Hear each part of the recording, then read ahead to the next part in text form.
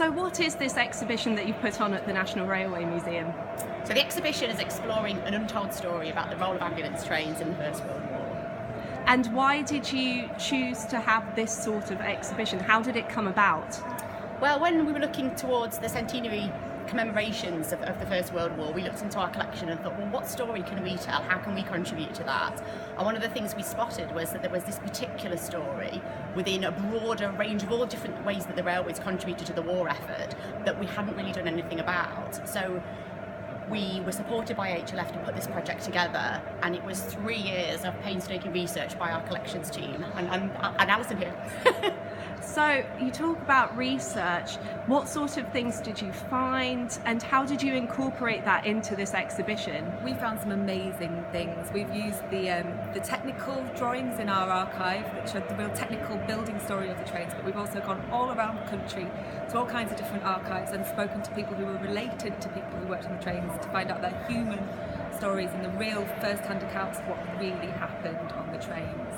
And how did it culminate into this amazing carriage, interactive carriage? Well, one of the challenges we had, there were, as Alison said, we had lots of recollections, a lot of human stories, a lot of archive material, but very few sort of 3D objects actually. But this is a great, huge 3D object for us. And we were able to develop the interior to reflect how it felt to be on an ambulance carriage and make use of all the content that Alison and the team had pulled together to create a sense of experience, because ultimately that's what we were reflecting from all the stories that people had recalled from the time about how it felt to be on here, how it felt to work on here, and how it felt to be part of the building team that put these trains together. And finally, why here in York?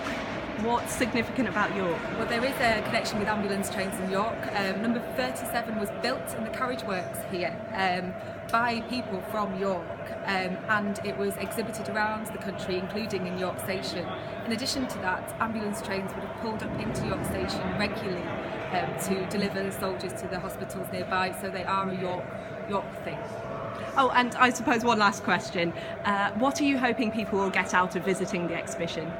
Well, I think there's a couple of things really. One is to uncover a story that they don't know much about, which was important for us and enabled us to share all of our research with people, but also get a sense of how it felt to be on there. And we hope people will just delve into some of the small objects, particularly look at the quotes and the stories of the soldiers and the staff that were on board, and really engage with that experience that they have.